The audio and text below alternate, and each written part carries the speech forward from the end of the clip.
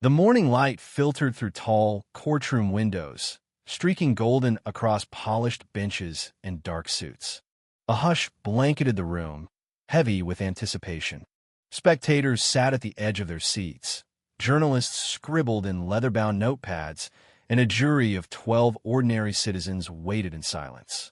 At the center of it all sat Ayanna Brooks, a woman whose quiet composure defied the storms swirling around her. She wore a crisp white blouse tucked into black slacks, every inch of her attire speaking restraint and dignity. Her skin glowed under the pale lights of the courtroom, and her neatly braided hair hung just past her shoulders. While her posture radiated calm, her eyes carried the sharp focus of someone trained to absorb everything, each fidget, glance, and lie. To most in the room, she was just another defendant. But to the man seated at the plaintiff's table, Officer Thomas Reed, she was an anomaly he couldn't quite decipher. And that uncertainty unnerved him more than he'd admit. Judge Malcolm Everett entered with a familiar shuffle and slow, deliberate steps.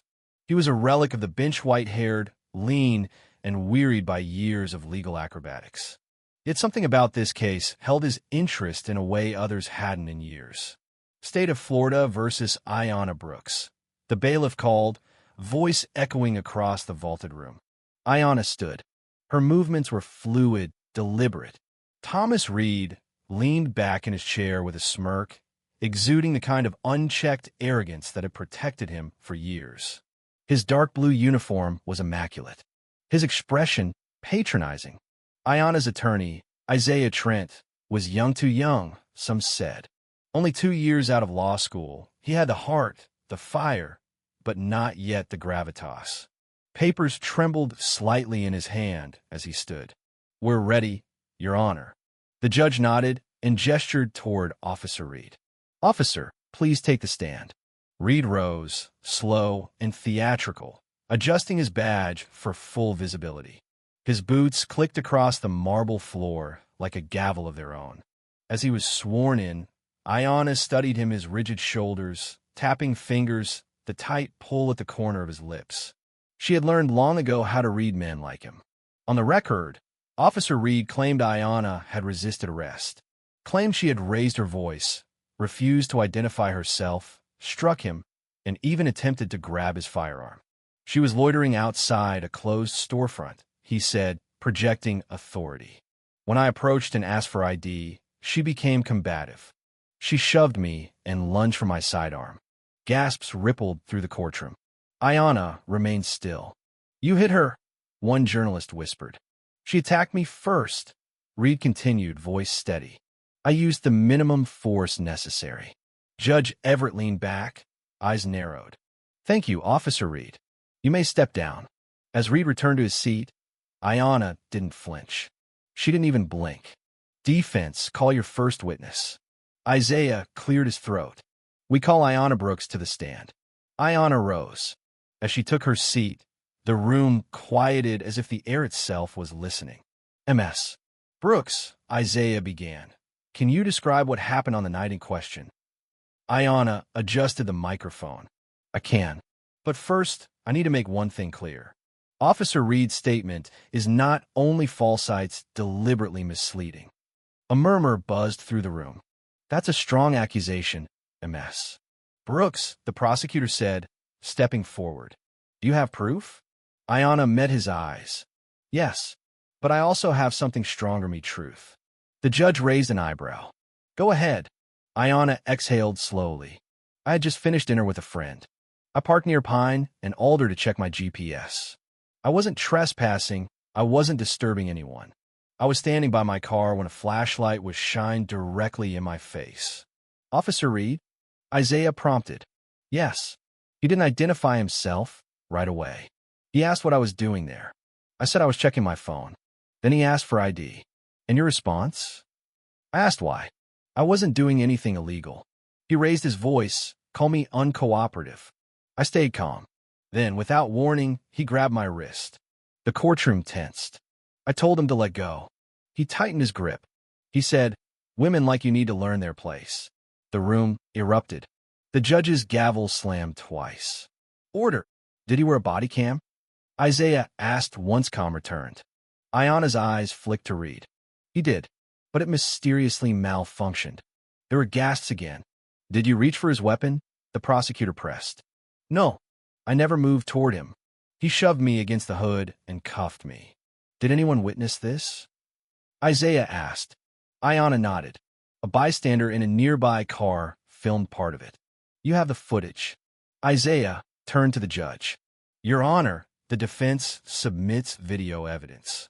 The court's media screen flickered. A shaky video filled the screen. It showed Reed yelling, grabbing Ayana, slamming her against the patrol car. I'm not resisting, her voice echoed. Women like you don't get to talk back, Reed said on camera. The room went still, then exploded into angry whispers. The judge slammed his gavel again. Order. When silence fell, Ayana wasn't done. There's more the court should know, she said. Go ahead, the judge said. She stood. My name is Lieutenant Commander Ayana Brooks. I served 20 years as a Navy SEAL. I've led operations in Afghanistan, Iraq, and Somalia. I've rescued hostages, cleared mines, and dismantled threats most people don't even know exist. And yet the only thing Officer Reed saw that night was the color of my skin.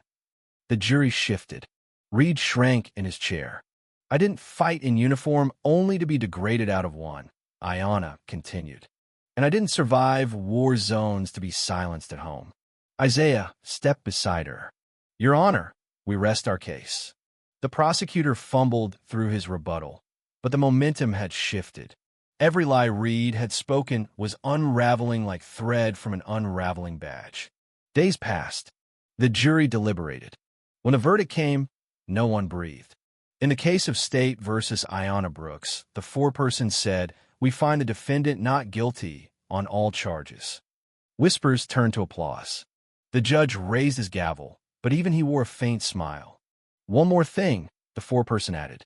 We recommend Officer Reed be investigated for misconduct. Outside, as reporters shouted questions, Ayana stepped up to the microphones.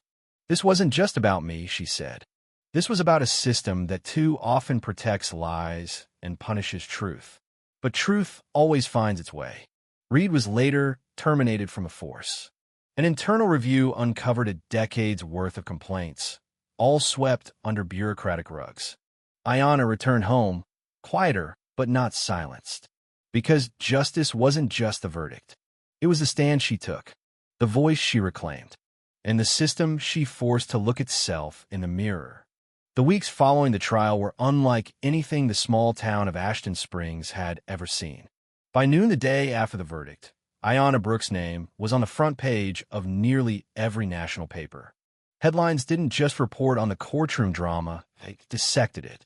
Her face, once unknown beyond her immediate community, now appeared alongside phrases like hero turned defendant, truth against the badge, and the SEAL who stood alone.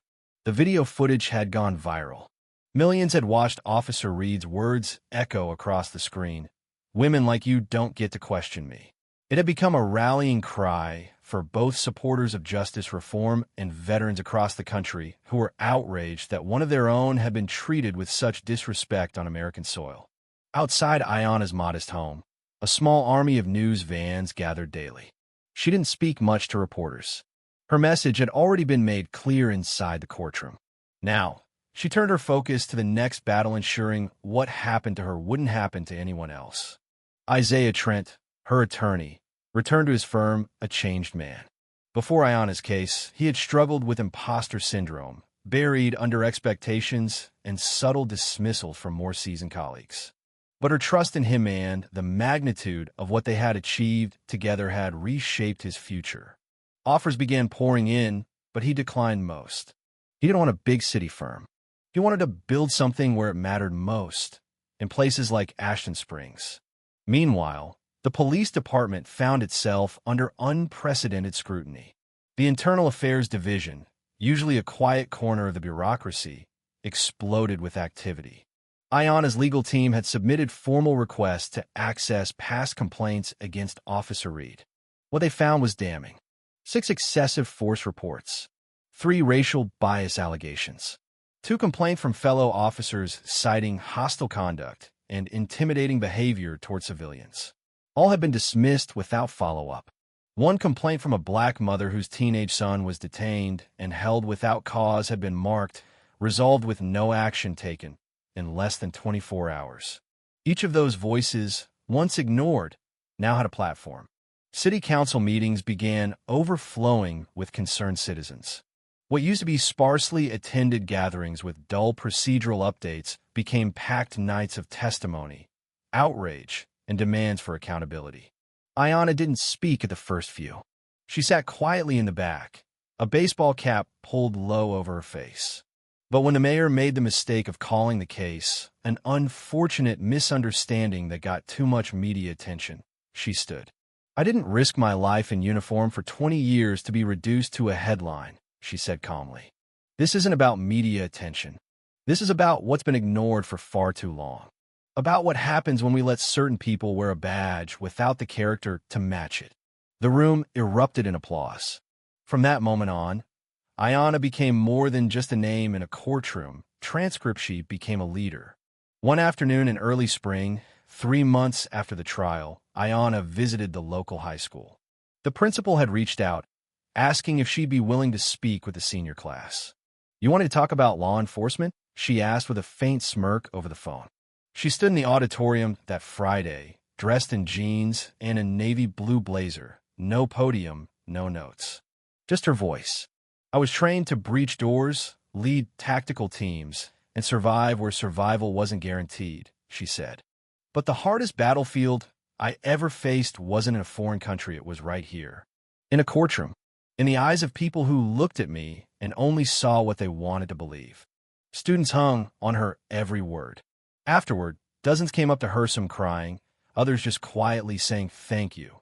It was the first time in years Ayanna felt something unfamiliar. Peace. But peace didn't mean silence. Back at City Hall, pressure continued to mount. The town's police chief, after weeks of public outcry, resigned. 2 lieutenants followed shortly after. A review board independent of the department was established for civilian oversight. Ayanna was asked to serve on it. She hesitated at first. "Do I really want to sit in a room and listen to men explain away the things they refuse to see?" Isaiah, who had become one of her closest friends, answered simply, "That's why you need to be there. Not because they want you, because the community needs you." She accepted. In her first meeting, she listened to a case where a Latino father had been pulled over for driving suspiciously with his toddler asleep in the back seat. When asked for ID, the officer had demanded the child's name, where they were going, and even called immigration enforcement despite the man being a U.S. citizen. The board recommended disciplinary action.